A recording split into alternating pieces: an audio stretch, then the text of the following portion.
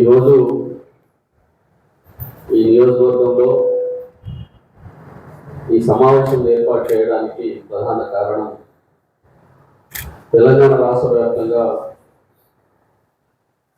BC వర్గాలకు సంబంధించిన వారికి జరుగుతూ ఉన్న అన్యాయాన్ని ప్రజల్లోకి తీసుకుపోవాలి. బీసీ ప్రజాప్రతినిధులు, మేధావులు, విద్యార్థులు, ఉద్యోగ సంఘాల నాయకులు అందరూ కూడా ఆలోచన చేయాలనే ఉద్దేశంతో ఈరోజు ప్రధానంగా ఈ సమావేశాన్ని ఏర్పాటు చేశాం. 2023 నవంబర్ 10వ తేదీ నాడు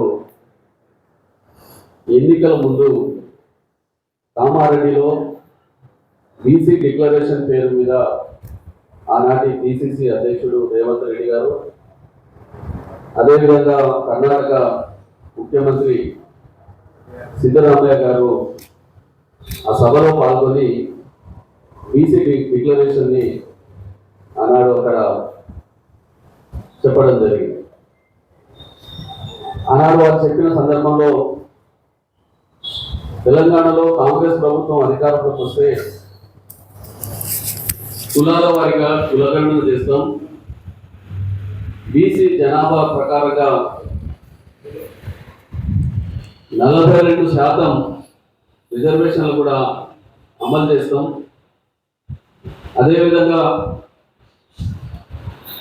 బీసీ జనాభా ప్రకారంగా ప్రభుత్వ పరంగా ఏదైతే సివిల్ కాంట్రాక్టులు ఉంటాయో ఆ కాంట్రాక్టులలో కూడా 42% పనులను కూడా వారికి కేటాయిస్తాం.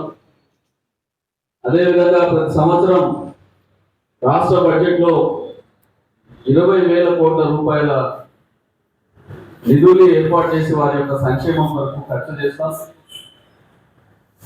అదేవిధంగా